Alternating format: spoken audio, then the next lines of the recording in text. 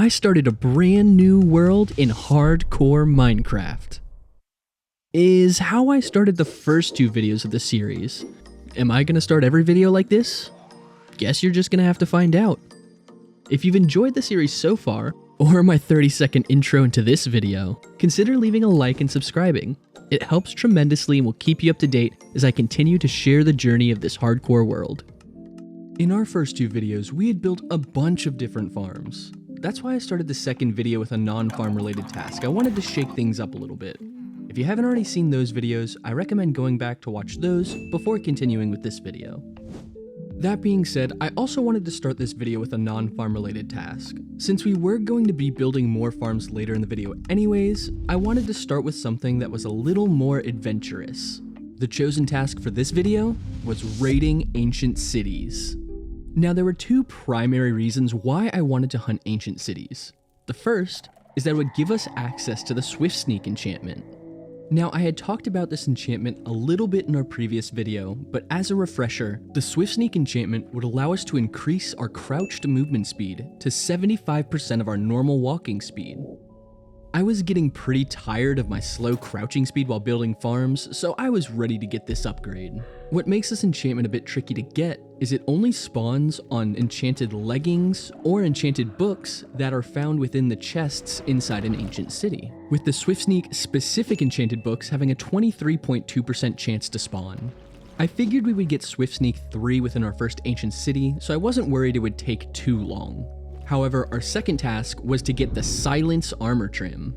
There are 18 different armor trims in Minecraft that can be found in all different locations and structures. You've probably even seen a few of the ones I've collected in the last two videos. But the rarest and my personal favorite is the Silence Armor Trim.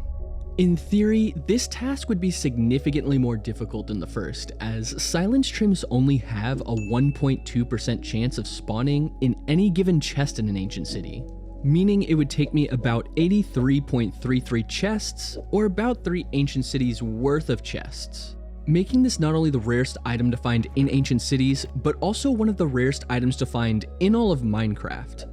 In other worlds I've played in, it's taken me upwards of 5 or 6 ancient cities to find a silence trim, so I was ready for a long ride.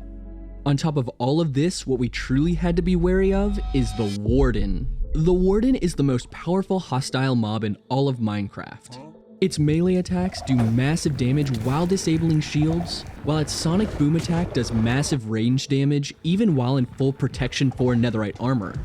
As dangerous as the Warden is, it doesn't naturally spawn in ancient cities. A Warden spawns when the player has 4 warning levels on them, gaining a warning level each time a Shrieker is set off. And Shriekers are set off by Skulk Sensors. Skulk Sensors are a block that, as the name suggests, sense any sort of sound that happens nearby. This includes walking near a sensor without being crouched, placing or breaking blocks, and even opening chests. When a sensor senses sound, it receives a signal, which it then will send to any nearby Shriekers. The primary exception to this are wool blocks. Wool blocks and carpet dampen the effects of sounds in Minecraft. This means that sensors won't sense when you place or break these blocks, or if you're walking on them. Now, you could just loot an ancient city quickly, setting off Shriekers and summoning Wardens, and just trying to move fast enough to not get caught. But since this is a hardcore world, I wanted to be a bit more methodical and take my time. And wool blocks would be the perfect resource to help with this. I collected a bunch of wool from my mini wool farm, gathered a couple of shears, and then headed off to find an ancient city. Before we could even worry about the dangers of looting an ancient city, we first had to actually find an ancient city. Ancient cities spawn deep underground around Y level -51 in deep dark biomes. You'll pretty commonly find deep dark biomes under biomes that are more arid or considered highland biomes. The strategy I typically use is to fly around mountains that are further away from oceans looking for biomes that include groves or peaks, and then just start digging straight down.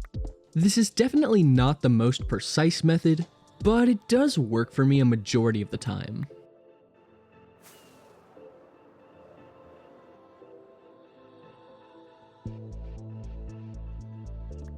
I dug straight down, and we found an ancient city on our first try.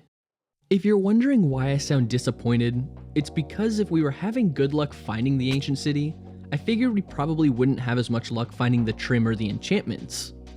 Regardless, I took my time searching through the ancient city, looking for Swift Sneak books, and hoping to find a silence trim.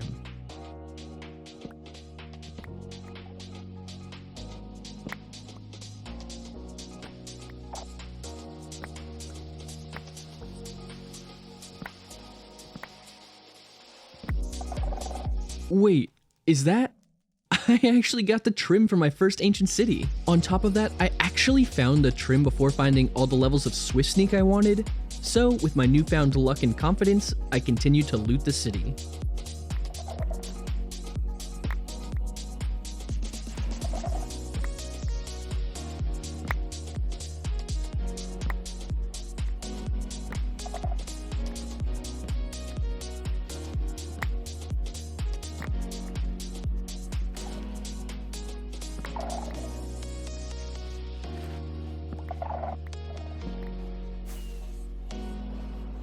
With the city looted, we had everything we needed for now, so I made my way home, first making sure to add Swift Sneak to my leggings.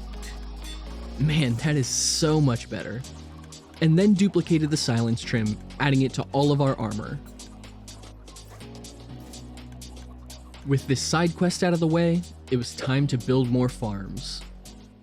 In our first two videos, we had focused on beginner overworld farms, as well as nether-based farms, and being efficient. In this video, I wanted to shift our focus to the end and end-based farms, as well as persistence through trials. Trials primarily brought about because of my own incompetence, but let's just focus on the persistence part instead. I figured since we were turning our attention towards the end that we should start with the most obvious end-based farm. A farm that's so synonymous with the end that when you think about end-based farms, this is probably the first one that comes to your mind. I bet you thought I was going to say an Enderman farm, didn't you? The reason I didn't want to build an Enderman farm was twofold. First, Enderman farms are generally used as XP farms, and we would be building a significantly better XP farm later in this video. And second, I hate building over the void. That being said, I instead decided to focus on a shulker farm. Technically, we could build this in the end, but I wanted to build it in the overworld for easier access. So it counts. The primary reason for building this farm is I wanted to get a lot of shulker shells. I was planning on building farms much larger in scale later in this world, and I wanted to use shulker loaders when I built those farms. The shulker farm design I was using was made by the creator, The Archivist, a solid, simple shulker farm that only estimated a 30-minute build time. This farm uses a lot of very interesting mechanics, such as shulker duplication via snow golems, scaffolding mechanics, shulker spawning and moving mechanics, so if you'd like to learn more, I recommend checking out the original creator's video, where they go into more details on all of these different mechanics. Before building the farm, there were a couple of materials we needed to collect, with the largest cost being slabs and scaffolding. The slabs were easy enough to collect, and we just had to do a little bit of hunting to get the string we needed for the scaffolding.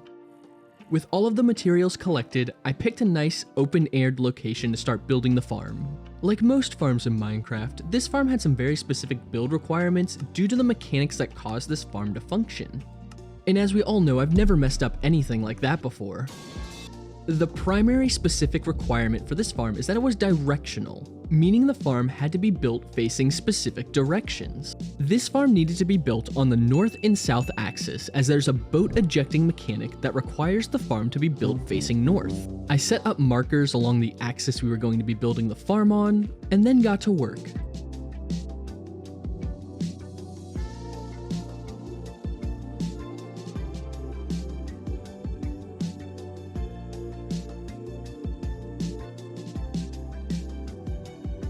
With the farm built, the next step was to get a shulker and bring it into the overworld so we could get the farm activated. Now this is something I hadn't actually done before, but I was fairly confident it wouldn't give me too many issues. In older versions of Minecraft, you could use a boat and a fishing rod or a lead to transport mobs, but to be honest, I didn't know how to do that anyways, so I decided to go with the slightly longer option of using a minecart. I knew of an end city that wasn't too far from an end gateway, and the farm itself wasn't too far from the world's spawn, so I figured it would be easy. I set up a couple of rails in the overworld, and did the same thing in the end. And then got a shulker and a minecart. With the shulker heading back to the main end island, I figured we didn't need the rails in the end anymore, because even though I had never done this before, I figured it was probably gonna work.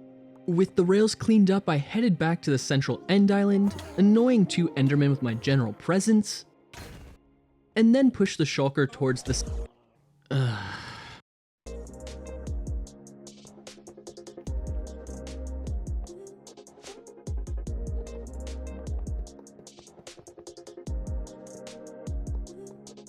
With the rails set up, we grabbed a second shulker and sent it into the overworld. I decided to leave up the end rails this time, just in case. I met the shulker back in the overworld and set up the rest of the overworld rails. I was a bit frustrated still from the previous shulker, so I wasn't too careful in setting up the rails in the overworld, meaning that when I started moving the shulker, this happened. And this. But after that issue, we got the shulker into the farm, and that's when we had our next problem. See how the shulker is currently moving? When it gets ejected from the boats, it's supposed to be ejected to this side. However, it's currently being ejected the wrong way. After looking back through my footage, I realized I had built the entire farm backwards. The creator had built their farm next to a body of water like I did. The difference was that the water was to my north while it was to their south, which means I would need to flip the entire farm. Or I could just flip around the top portion of the farm. I mean, in theory, the rest of the farm was actually working. It was just the top portion of the farm that actually needed to be flipped. That way the shulkers would be ejected from the boats properly. My goal was to flip around the top portion of the farm without taking out the shulker. That way I wouldn't need to transport another one from the end. However, I quickly realized that this wasn't going to work and just resigned to my fate.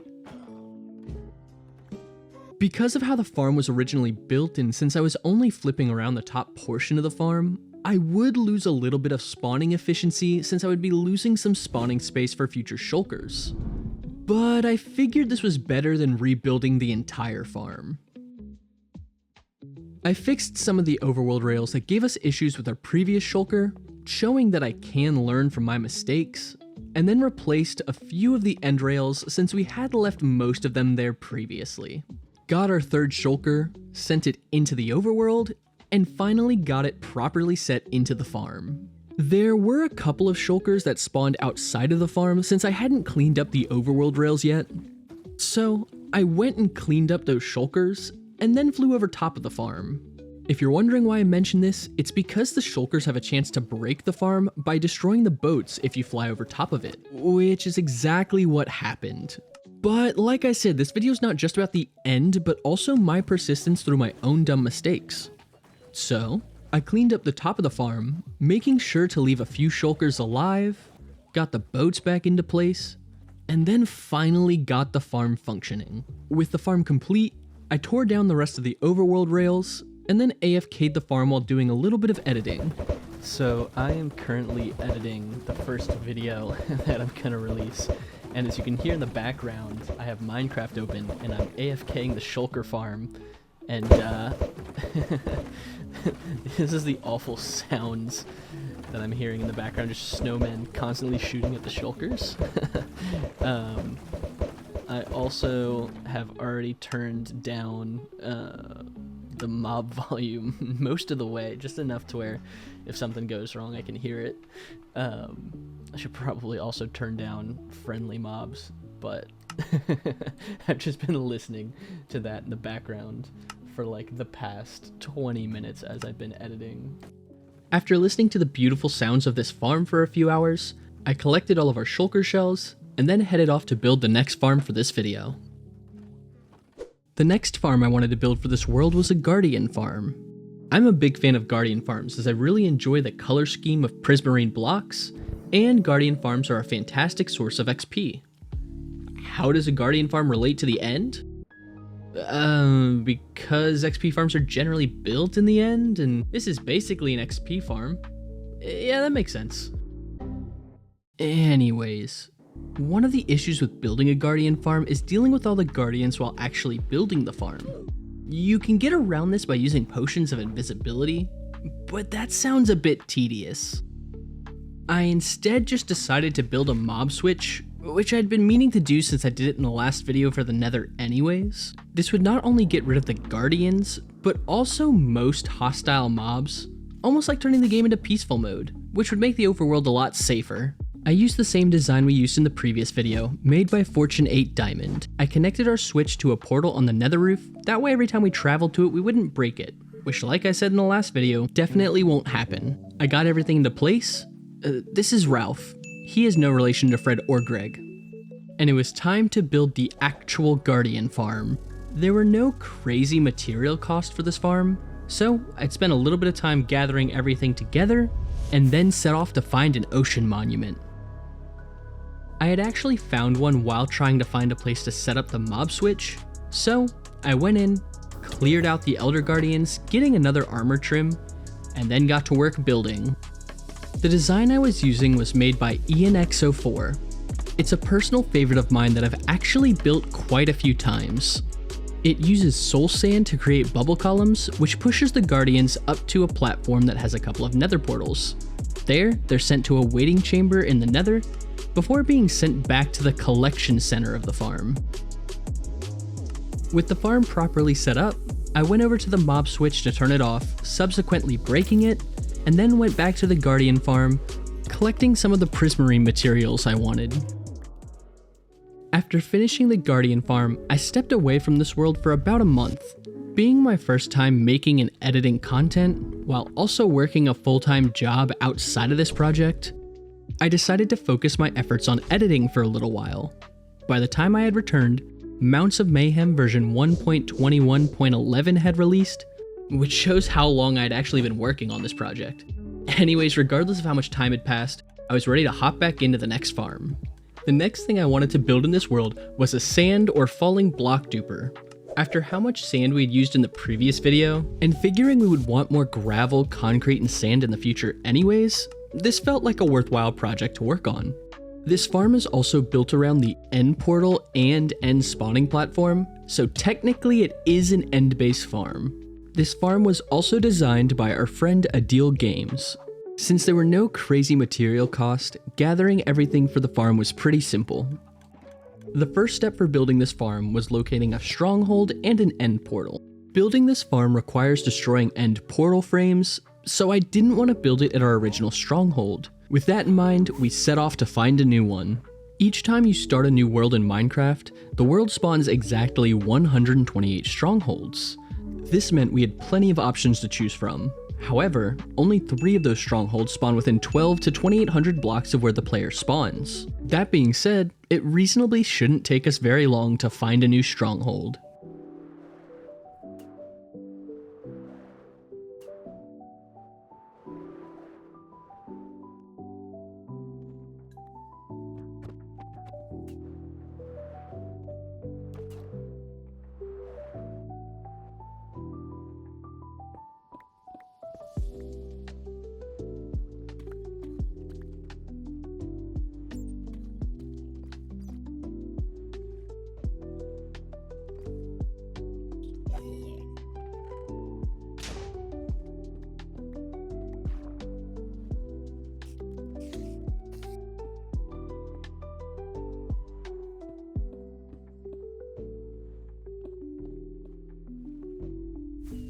So it may have been taking us longer to find the stronghold than expected.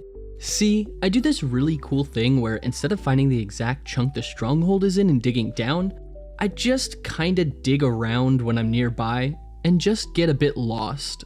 This meant I spent unnecessarily long digging around underground and getting lost, making my way back up to the surface, and just repeating this process until I eventually stumbled upon the stronghold.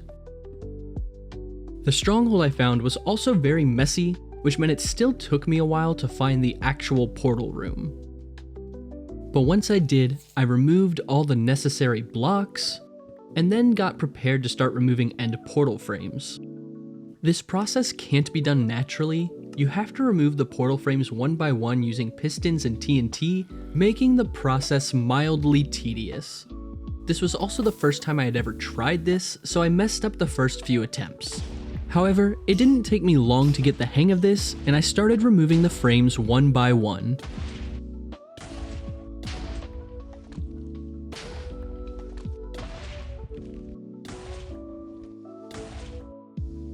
With the portal frames removed, putting together the rest of this farm was a breeze. I built a larger storage system, that way we could use the farm for longer periods of time, and then I AFK'd the farm for long enough to fill up most of the chests with sand. With the sand duper done, the next farm I wanted to move on to was an obsidian farm. The specific farm design I was going for was made by WMC. What does this farm have to do with the end, you may ask? Well, in previous videos we had to collect obsidian from the end, and now we won't have to? Look, I know I'm reaching here, but this video is more about persistence than the end anyways. The materials for this farm were nothing crazy, and I even already had a decent spot picked out not too far from our raid farm. You may be wondering how it's possible to farm obsidian. Obsidian doesn't drop from any mobs, and it doesn't spawn naturally in the world. Well, to build this farm, we require withers and nether portals. Although the mechanics are a bit fuzzy to me, withers can destroy nether portals if you're using some kind of TNT duper and a tripwire hook duper to keep the nether portal loaded, which will respawn the destroyed portal, allowing the withers to destroy it once again and repeating this process until you've collected all of your obsidian. The base of the farm was actually pretty simple to build despite the precise nature this build required. We also required 2 villagers that the withers would target with their attacks, and they cooperated pretty well. Probably because I didn't tell them where I was taking them, but for their bravery, I named them Larry and Jerry. With both Larry and Jerry in place, all that was left to do was spawn in the withers and the nether portal. To be honest, this is where I expected something to go horribly wrong. I expected to have some kind of issue getting the withers spawned in properly, but to be honest, it went pretty smooth and they were even targeting the villagers like they were supposed to. At this point, Larry and Jerry were pretty upset, but I had to finish the farm so I couldn't pay too much attention to what they were saying. We now had to set up the portal in the nether with the tripwire hook duper, so I built the portal, went inside, and broke the portal so we could go to the nether. I don't think that's supposed to happen, but we can just break this portal in. Oh. So the withers were supposed to be shooting at the villagers so that this wouldn't happen. What I decided to blissfully ignore is that this probably meant something went horribly wrong with the farm. I kept destroying portals until one spawned in an area I couldn't find. I decided just to ignore this problem for now and head to the nether roof to build the nether portion of the farm, just kinda hoping everything was working at this point. The tripwire hook duper was easy enough to build since I already had one of those in my world already. What I had far too much issue with was the chunk loader. We couldn't build a regular stasis chamber since we were building it in the nether, but we could build a chunk loader using honey blocks, which I failed to do quite a few times. But eventually I got one that seemed to work, so all that was left to do was to light the portal and hope the farm was in one piece.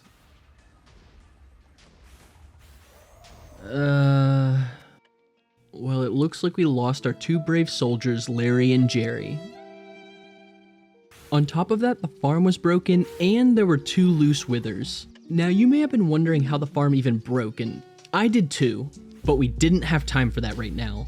We had to take care of these 2 withers and get revenge for Larry and Jerry.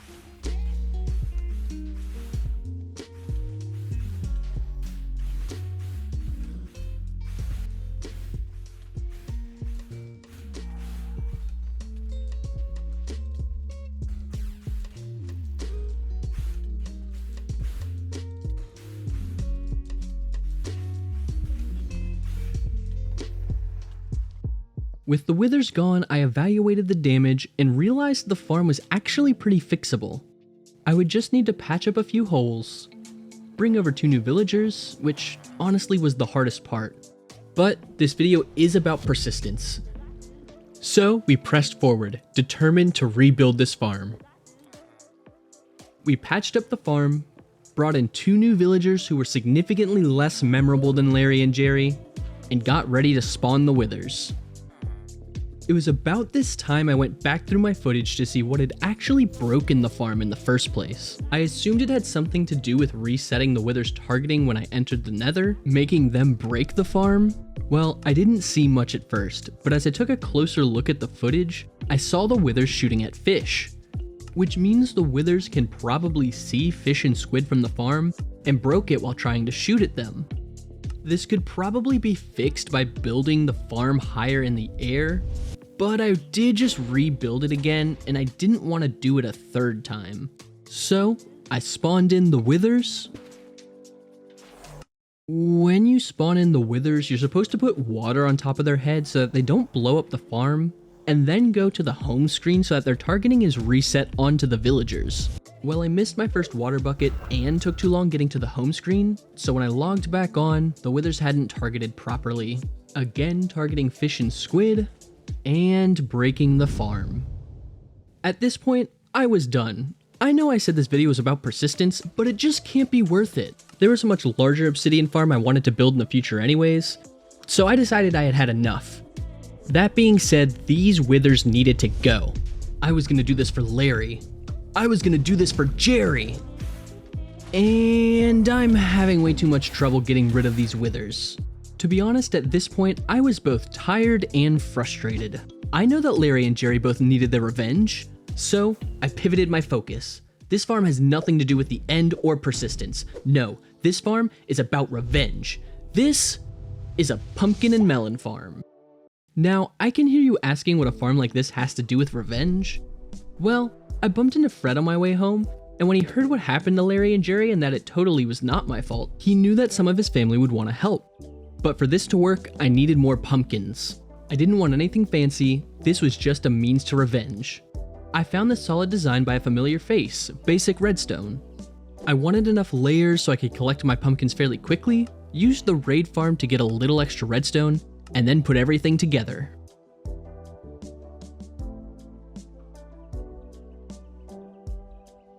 I AFK'd the farm long enough to get a full stack of pumpkins, collected 4 stacks of iron blocks, and dealt with one of the most annoying mobs in this game while trying to fix the sugarcane farm. Which I actually had to do a lot off screen and will probably address at some point in the future. And then started Fred's family reunion. Now when they heard what happened to Larry and Jerry and that it definitely wasn't my fault, they were just as furious as Fred was. So I lured the withers over. This one's for Larry. And for Jerry.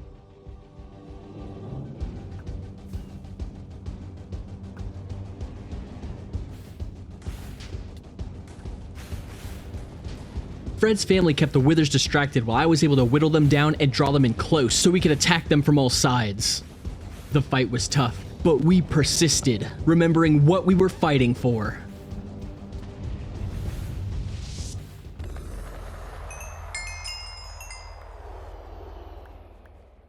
In the end, many of Fred's family had to sacrifice their lives, a sacrifice I was willing to make and all of it completely necessary, but it was worth it. As in the end, we'd claimed revenge for Larry and Jerry, and with that, the mission was complete. Well, not quite yet. See, this video is supposed to be about building farms in the end and about persistence. I didn't want to end this video on a failed farm, and on top of that, the others may have been satisfied with our revenge, but I was not. No, I wanted more. No, I needed more. Larry and Jerry deserved better. They deserved justice. I found a design for an efficient wither farm by a creator named Holographer GD. This was perfect, a farm that was built in the end and would show our persistence and perseverance in the face of adversity that the withers, not me, the withers had brought upon my world, and would truly avenge those who had fallen because of them. The design was simple. I put everything together. and got set up to test this new creation with the soul sand and wither skulls that I already had. It worked. It actually worked, and on my first attempt too. I collected the nether stars, but I wasn't done. I needed more.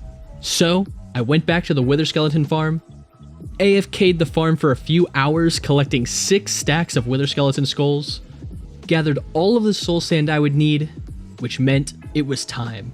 Time to get final revenge once and for all.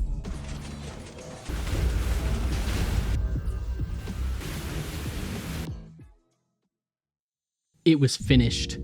Larry and Jerry had been avenged, and they could finally rest knowing that I had made right what the withers had broken.